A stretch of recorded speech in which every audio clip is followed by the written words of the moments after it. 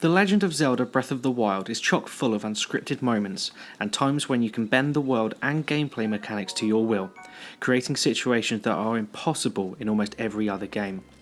It takes common sense and runs with it. In real life, wood burns.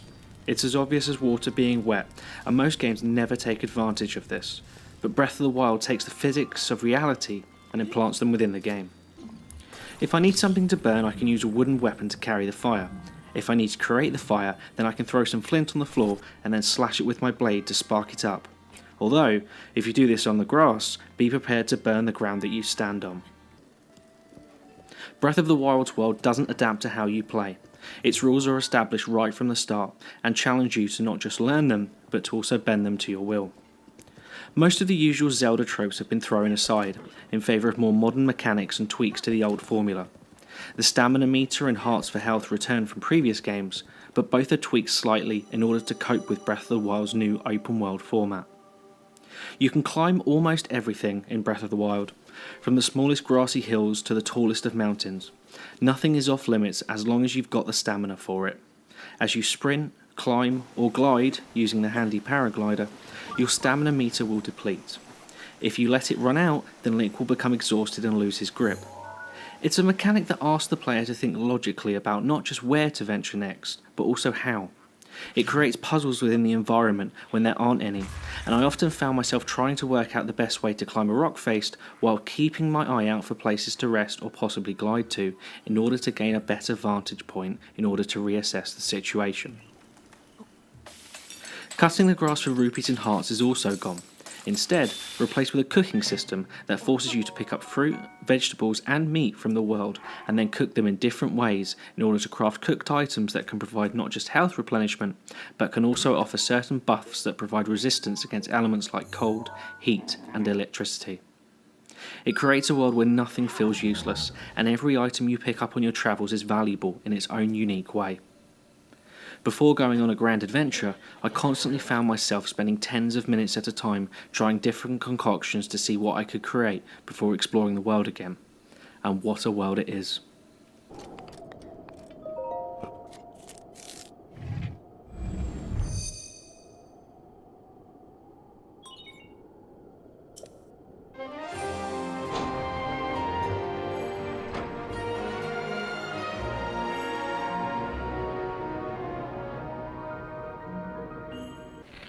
Breath of the Wild's incarnation of Hyrule is massive and is far away the star of the show.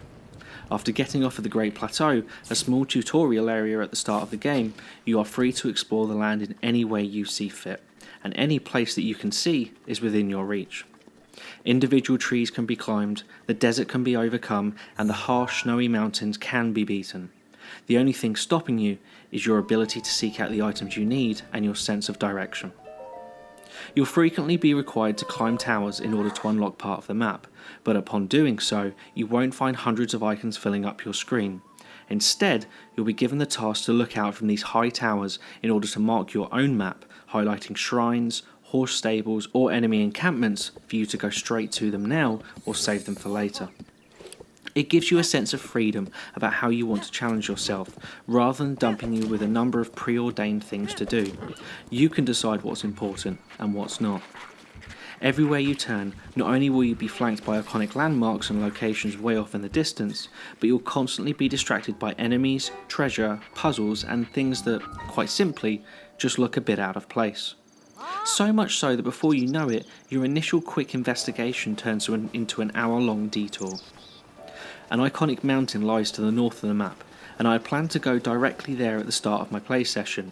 Eventually, I did get there, but only after 15 in-game hours, which led to me wandering around the base of the mountain and off to the east, and at one point I ended up intrigued by an NPC on a column in the middle of the sea that I could see from the coastline. Breath of the Wild constantly puts things to do within the reach of the player, but just far enough away that you have the potential to be sidetracked by something else along the way. The world is Breath of the Wild's best character. It's charming yet menacing, peaceful yet deadly, and always presenting itself as magical. As you would expect, Breath of the Wild comes with a multitude of potential weapons that you can use throughout your journey. Interestingly though, every weapon you pick up will break after a period of use, resulting in you not having a weapon for longer than 2 or 3 rounds of combat, depending on who you're facing. It creates an environment where you won't be too precious over your weapons. I tended to have 2 or 3 high level weapons that I'd use exclusively for tougher combat situations, and use any lower level weapons that I'd frequently pick up with ease, on your average bokoblin. At first I was concerned that it would be a grind to find weapons and be left without any combat items in the heat of battle, but despite the fact that this durability extends to not just swords but also shields and bows, it doesn't become a burden for the player. Stock is plentiful, as the enemies you overcome will all have weapons, and switching things up mid-combat can actually give you the advantage in tough situations. You can also throw 1- and 2-handed weapons for an additional damage bonus just as it's about to break, which can help when things are getting desperate. Little guy, you get to Hyrule Castle. You can count on us for support, but it's up to you to pound Ganon into oblivion. Come, we should go. We need to get you someplace safe. Those who have never touched a Zelda game before can jump straight in with Breath of the Wild. Apart from the usual tropes of a hero, a princess and a lurking evil, you're good to go. It's also best to note that the setup is unlike previous Zeldas, which used to comprise of a formula that involved a few side stories contained in a linear overworld, interspersed with larger dungeons. In its place, Breath of the Wild presents players with smaller shrines, which are essentially mini-dungeons, which feature puzzles confined to a few rooms that present challenging situations to solve but don't overstay their welcome. Shrines are plentiful, with Breath of the Wild featuring 100 of them. In contrast, however, the stereotypical Zelda dungeons have been dramatically stripped back to just a handful, although calling them dungeons doesn't really do them justice. They serve a different purpose within the game and are presented as more of an overall quest to solve with puzzles and enemies in between, rather than the old solve puzzle, get key, solve puzzle, get boss key, find boss, kill boss that Zelda games have always used. To go into too much detail would spoil their overall role and some of the narrative of the game, but suffice to say, I loved completing them and their ability to surprise was quite unexpected. On both the Switch and Wii U versions of the game, Breath of the Wild does encounter some framerate issues.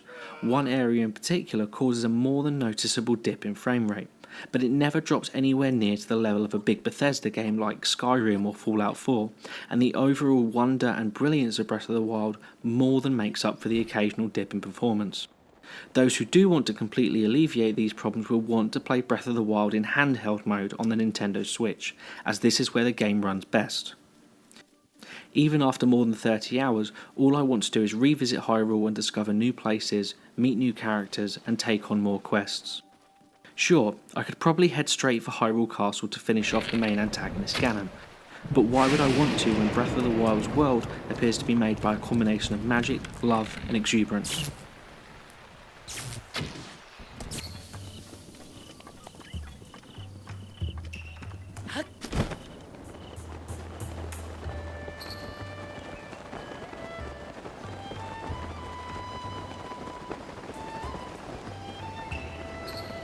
The Legend of Zelda Breath of the Wild is without question one of the greatest games of all time. We'll learn in years to come whether it will be heralded as the greatest, but at the very least, it will change the way games are developed in the future. It is without question the greatest game of the past few years, and possibly Nintendo's finest of all time.